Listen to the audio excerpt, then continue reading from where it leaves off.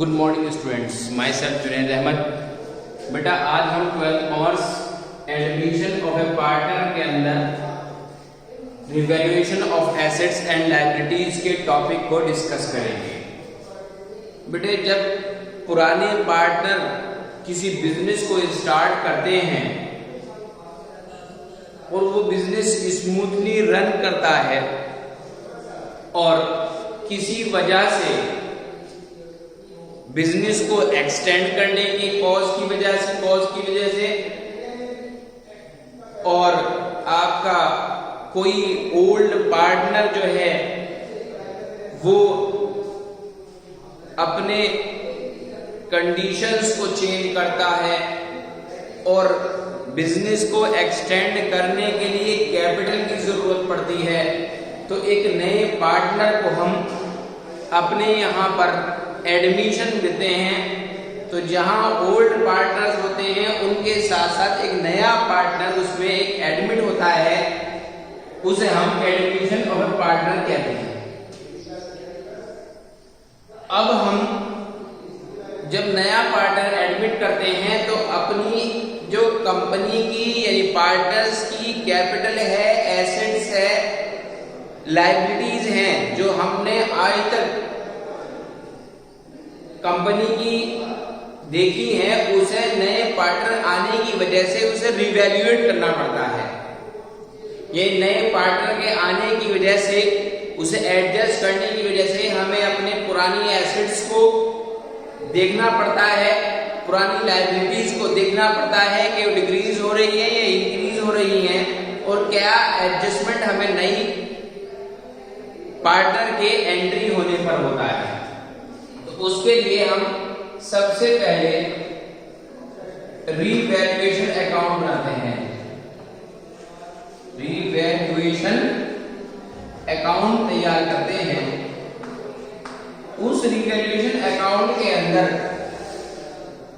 आप एक परफॉर्मा पहले तैयार करते हैं कि रिवैल्यूएशन अकाउंट के डेबिट साइड में क्या चीजें इंक्लूड होती हैं और क्रेडिट साइड में क्या क्या चीजें इंक्लूड होती हैं। तो यहाँ हम उसी चीज को सबसे पहले स्टडी करेंगे।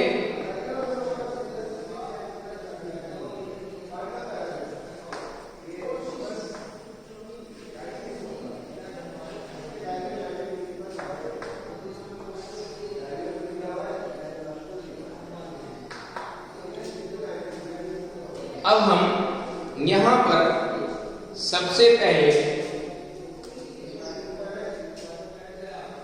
To by decrease in the value of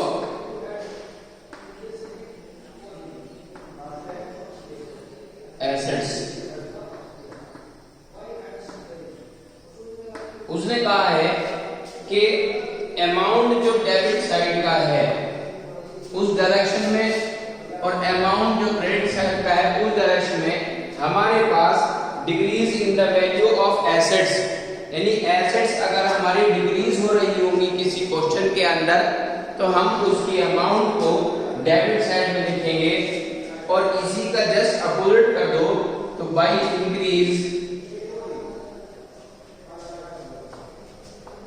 in the value of assets, आप उसे यहां राइट डाउन करेंगे। एसेट्स की वैल्यू डिक्रीज होगी डेबिट साइड में, एसेट्स की वैल्यू इंक्रीज होगी क्रेडिट साइड में। इसी का जस्ट अपोजिट आ जाओ, इधर हम एसेट्स की वैल्यू डिक्रीज कर रहे हैं, अब हम लायबिलिटी की वैल्यू को इंक्रीज करेंगे। To increase in the value of liabilities.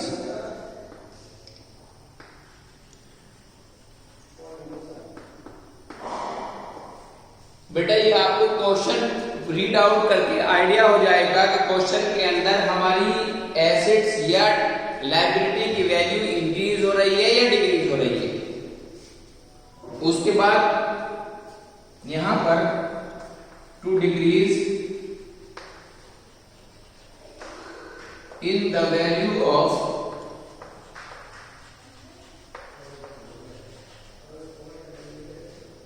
In the value of liabilities.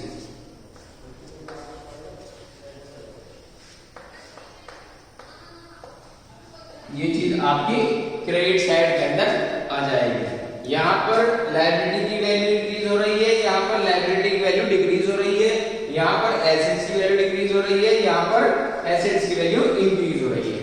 एक चीज डिक्रीज होगी, एक चीज इंक्रीज होगी। अगर डेबिट साइड में एसेट डिक्रीज हो रही है तो यहां पर इंक्रीज होगी, यहां पर लायबिलिटी इंक्रीज हो रही है तो यहां पर लायबिलिटी डिक्रीज जाएगी। उसके साथ साथ कोई ऐसी लायबिलिटी जिसका कोई रिकॉर्ड नहीं है अकाउंट्स के अंदर, तो उसको हम क्या लिखेंगे, टू अनरिकॉर्डेड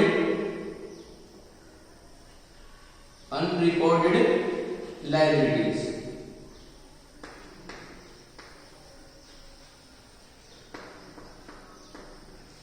उसकी अमाउंट को भी आप लिखेंगे, ठीक है। और by unrecorded assets,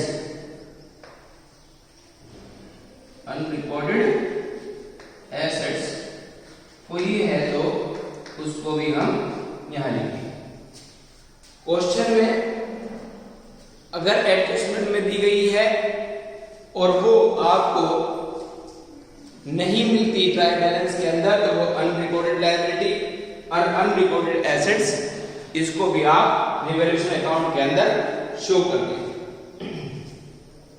अब यहां पर आप इसको टोटल करते हैं और टोटल करने के बाद आपके सामने डेबिट या क्रेडिट साइड के अंदर बैलेंसिंग फिगर आती है। बैलेंसिंग फिगर, उस बैलेंसिंग फिगर को आप, अगर वो डेबिट साइड में है तो to profit,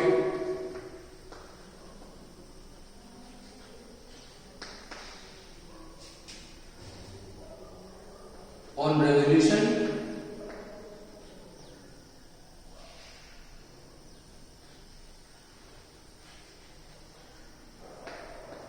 transfer to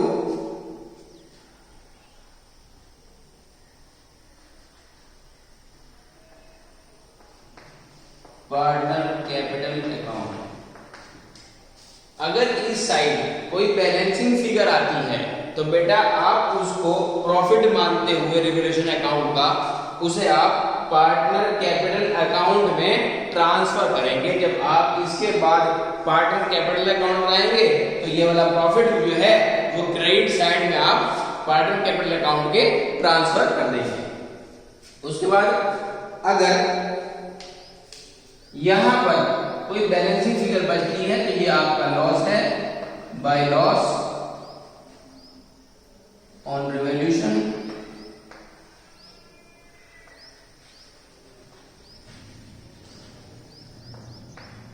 transfer to